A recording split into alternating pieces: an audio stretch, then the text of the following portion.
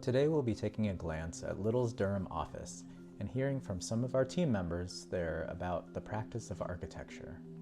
We're a diverse, transdisciplinary design firm with over a dozen disciplines working together under one roof from not only architecture, but also interior design, engineering, branded environments, IT, HR, and marketing teams. We strive for innovative solutions that solve design challenges while anticipating potential future needs.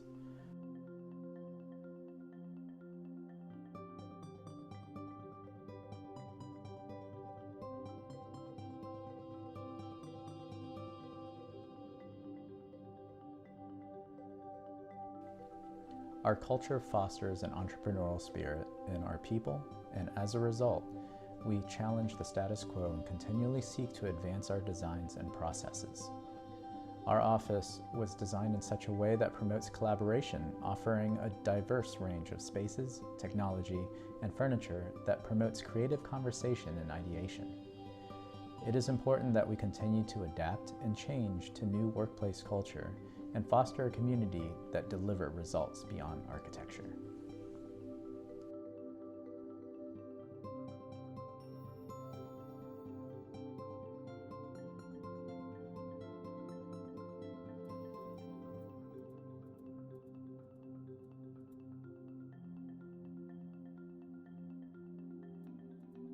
My name is Daniel Mai, and I'm an HR manager at Little's Durham office.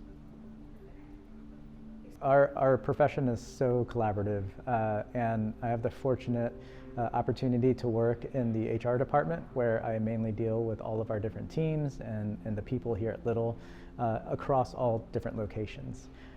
So my background, which is always fun, is in architecture. So I also have a unique ability to translate that design speak into everything that I do. My main focus here is to focus on organizational development and people development. So I'm really looking at all of those touch points to help people enhance what they do, whether that be in the design process or working better as teams or communicating better.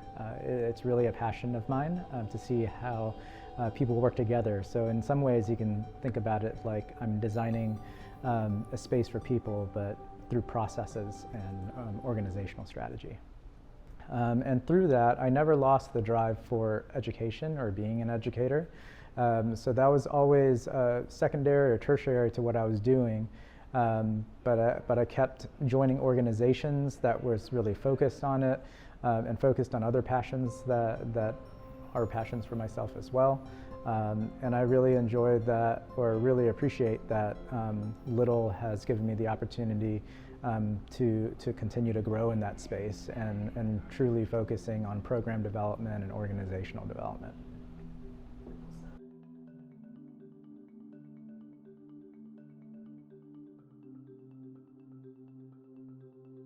So my name is Corey Stelark.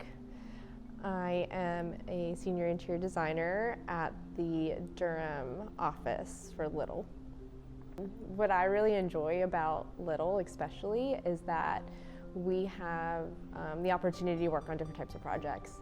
And I like that diversity because it gives me a chance to kind of learn a little bit about this, and not get stuck into one focus.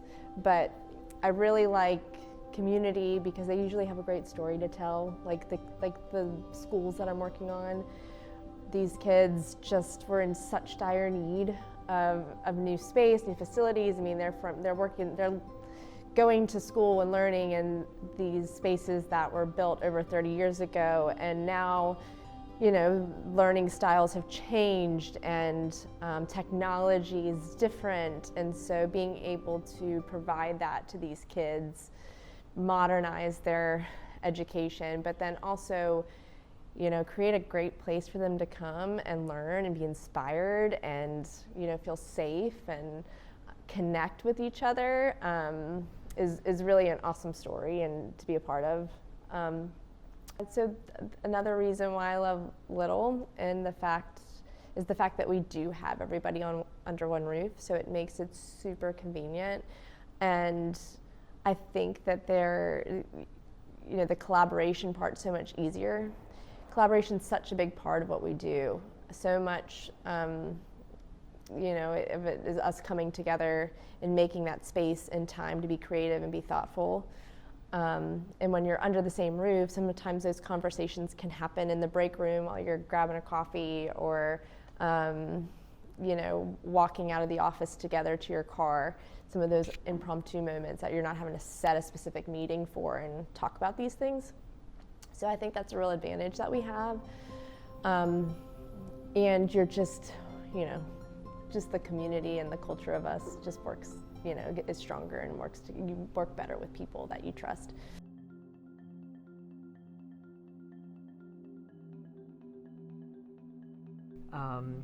My name is Sohan Shetty. I'm a licensed structural engineer. I work in the Durham office, and our projects are more in the Durham area and more based off North Carolina, where everything has to come together for a building to work. So architects have to talk to structural engineers, and we have to talk to all the other trades to build a building to work in a very cohesive way and like nothing's failing. So we have to have a lot of communication with them, and Little does a very good job of like communicating, especially when you're in the office. It's easier to communicate. Just go over to a co-worker's desk and ask him a question.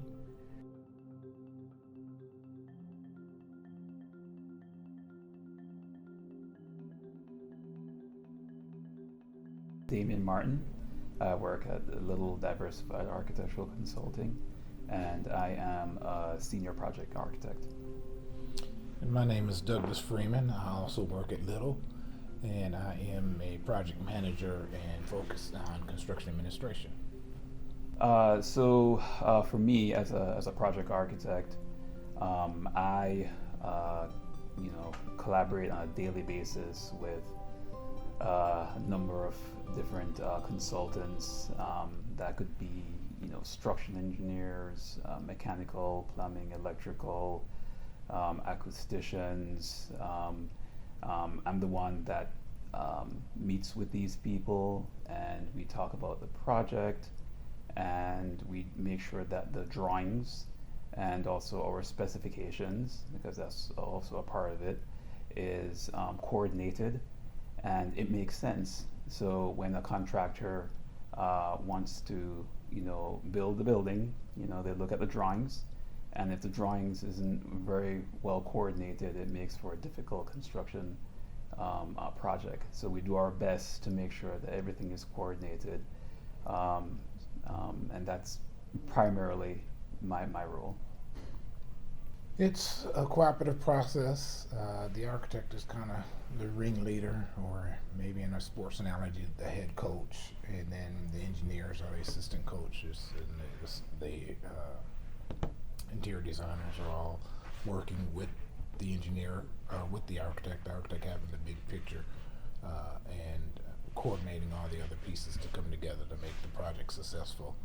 So we communicate probably daily, be it by sitting down and having a meeting, or through virtual meetings through Teams or Zoom, or sharing information electronically with the Revit and BIM tools.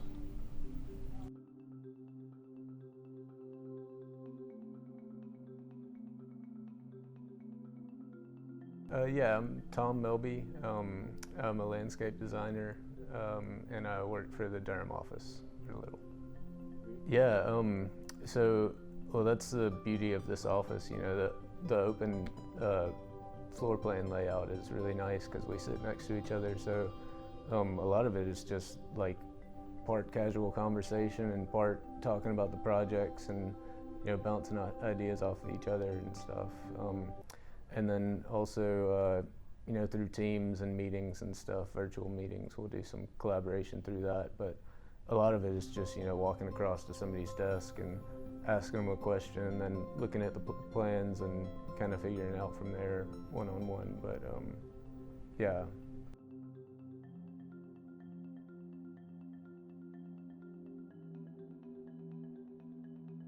I'm Melanie Hawley. I am Senior Marketing Associate at Little in our Durham office. Yeah, so I work in our marketing department with a handful of others, and what we do is work on brand exposure, creating storytelling opportunities, and marketing the firm, our work, our services nationwide for all offices. Specifically, I handle all of our award submissions, so I work with architects and designers on creating a story from a project that's completed and helping bring that to life, and highlighting the impact and challenges, lessons learned, etc., to submit those projects for awards so that we can get some recognition. I also work with our architects, designers, and engineers to prepare for conferences and events. I submit us for speaking opportunities where I see fit, and I'm constantly looking for new opportunities to get us plugged in.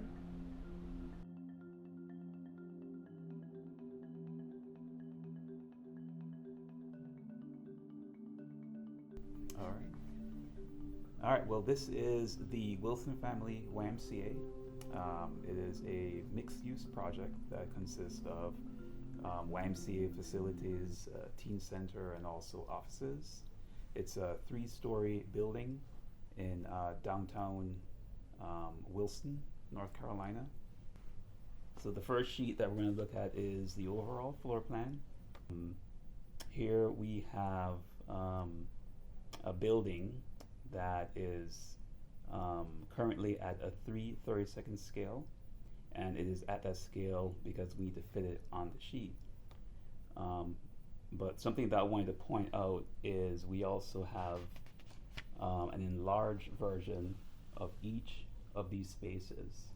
So there is a reference line located here, and to get into more detail on either part of this building, you would have an enlarged plan, and this is at an 1/8" scale, right? So, you know, the drawing sheet is typically 30 inches by 42, but this sheet that we're looking at right now is a half-size set.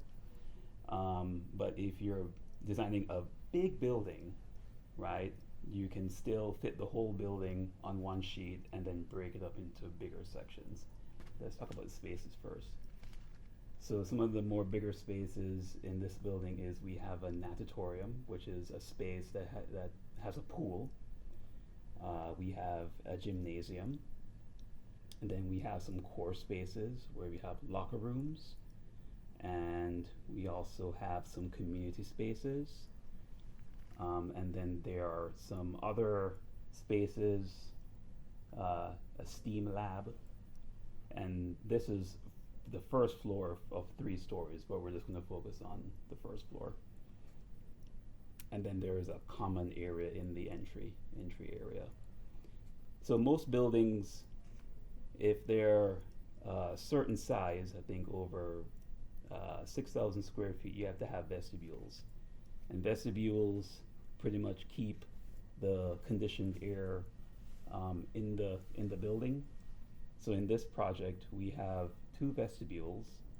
There is a south vestibule and there's a north vestibule, so we have 2 entry points. But I want you guys to notice how clear the circulation is.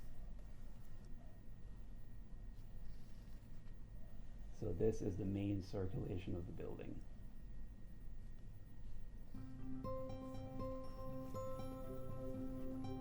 Right. So it's very clear, right? It's very clear. You have this access and you have that access, right? What you don't want is you don't want this, right? Because that is confusing to anyone. So I just wanted to point out that when you guys are doing your project, you want to make sure that your circulation is clear. All right, so here we have elevations. Every plan or every drawing set, you're gonna have your floor plans, you're gonna have your elevations, you're gonna have wall sections, you're gonna have details. And here we're looking at a sheet that has elevations of the building.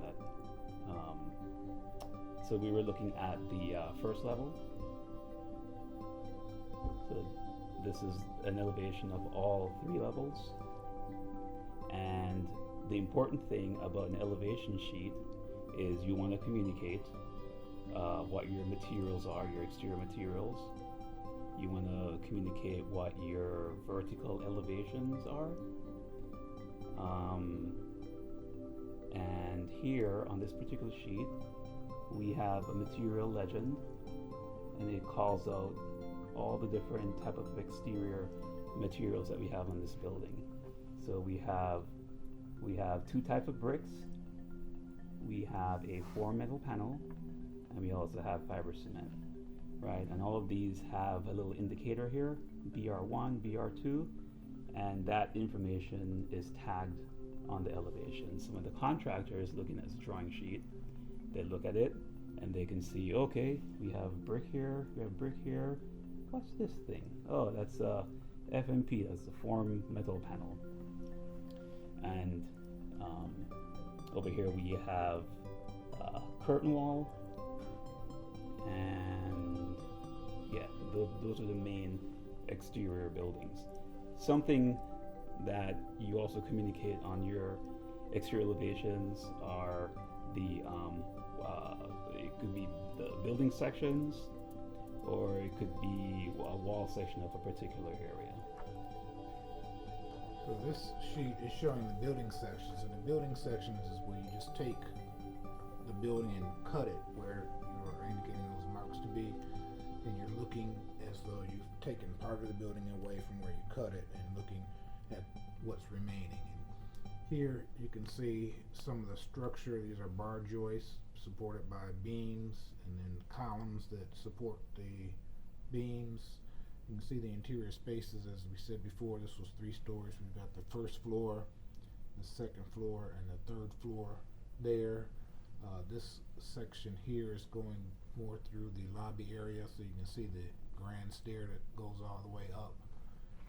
And again, it is similar to the elevations in showing the floor levels, the vertical heights that you need, but it also shows more about how some of the structure fits together. And then you go from this to more detail, and you get into the wall sections. And so you can see we have 1, 2, 3, 4. 1, 2, 3, 4 wall sections on this sheet. And here you can see we're showing more of what happens at the footing, foundation, the slab on grade, and the footing down here, the exterior wall construction with brick veneer, and then you've got the floor levels. You can see as we draw these, we line them up, and then the upper level where we've got a little bit of a roof out in front because we pulled the wall back, and then the top 3rd level. Yep, and that's it. Well, so these annotation notes right here, this is a, what do you call it, detail call out. And what this is there's a lot of stuff happening here, right? And because this scale, again, scale, is 1/2 inch, you really can't see what's happening here. So what this does is it directs you to the sheet and also the detail number of what's happening in that particular detail.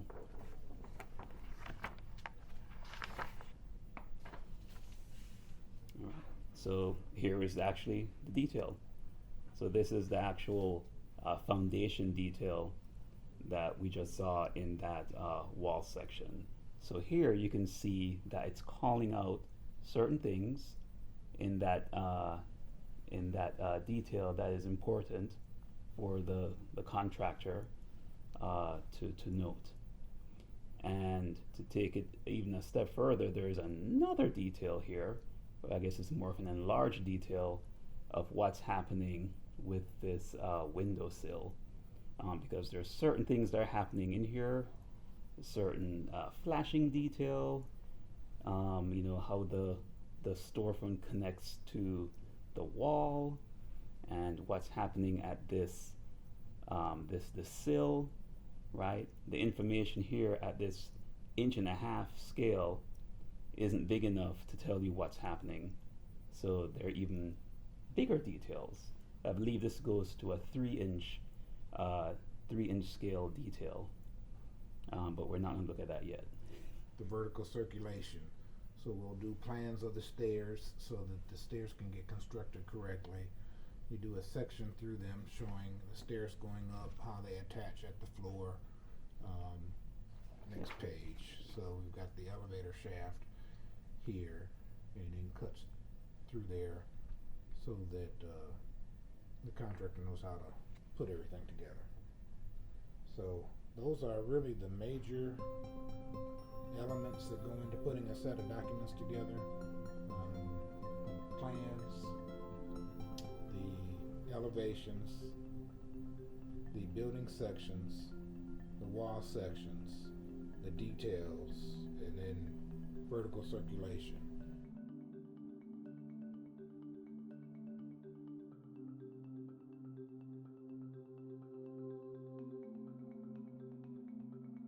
You know, your environment is a lot different here than in the central part of the state. So, you know, for me, I think thinking as an interior designer, but kind of even outside of that, is just thinking about the humidity levels, the salt air, and what that salt will do to materials over time. So there's a reason, if you've ever been to a beach house in places that they've got a lot of hard surfaces. So the sand and the grit and the salt and the humidity over time puts a lot of wear and tear on materials. So thinking about that and durability and longevity, that salt air constantly hitting the building or coming into the inside. On the coast, so you know, the elevation of your building, the potential for flooding, you know, in a storm event. You know, if you've ever been to the coast, especially along North Carolina, you notice that most of the buildings are on stilts. You know, that's a practical reason why that is, so that if a hurricane hits and you have a tall storm surge, your house doesn't get flooded or your building doesn't get flooded. So, you know, I would encourage, you know, when we're designing your project, to think about elevation, you know, how high your building is from the sea level, and accessibility, how you're gonna get to the building. This is a public building, so accessibility is very important.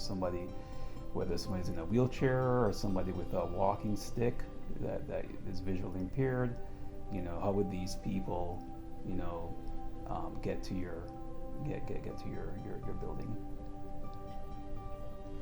And just as you need to be open and listen, don't be afraid to speak up. Don't be shy. As he said, all ideas are important. You may say something that sparks an idea in somebody else. So speak up, have fun, communicate, be open about different solutions. I love seeing the buildings when they're completed full of occupants. Particularly, I have a soft spot as a mom for children. Some of the schools projects and community facilities and recreation centers that we've developed that have made a real impact in children's lives and family lives, and building education in certain communities and having an equitable impact. Those are the projects that really make me happy. So 2 things to keep in mind is corrosion, because you're on the coast, there's a lot of salt concentration, so your steel will corrode quite quickly compared to any other building which is not on the coast. And then the soil type, the foundation type, because you're on the coast, the soil is not great, so you probably have to do deep foundations, which is pile foundations. So those will be the biggest cost impact, especially the foundation, when you're considering building on a coast. So I'll keep that in mind. And talking more towards corrosion, it's not something that is a 10-year impact, but it will affect the serviceability of your building down the line. So it can be either a 50-year building or a 20-year building based on what corrosion type you're designing for. So something to keep in mind. Yeah. So, and then like for my interior design mind, I would think also just storage. and placement of where that would go and how you can use that space and where do those cots go when they're not being used. So thinking about your space plan and what you need to supply storage. There's never enough storage. Is how will the occupants use this space? Like, how will they move from one space to the other? Since this is a recreational center, how will they get from their locker rooms to the gym? Like, where are the showers located? Where is storage for different equipment for the facility managers? There's a certain aspect to this project that is focused on being a secondary evacuation or emergency center. So, storage for the cots and thinking about how that's laid out, and how to create a space that, in the face of a disaster, how could it offer a sense of security and safety? From the landscape perspective, I would definitely say keep the region in mind. Just mainly like plant life and kind of what the ecosystem looks like around the area, but also materials. If you're using wood or metal or something like that, try to use regional materials that come from a local source, but also have that regional look that kind of fit into the area. But yeah, coastal projects are fun. It's a good group of plants that you can work with, definitely. But yeah, I would definitely say try to make the landscape fit into the site. It's nearby surroundings, but also the larger context of the coastal region and the plant life around it. Probably have sandy soils, so plants adapted to sandy soils, and the rainfall patterns, and might have to get into a little bit of climate, but yeah. Yeah, it's more than just designing a building. We're telling a story of how this building or facility has made a difference and impact an entire community, all of its occupants, whether it's a school or an office space with amenities. It's impacting the environment, it's impacting the occupants, it's impacting the whole community. So I think it's just fun to tell those stories. It's exciting, and I feel like I'm making a difference.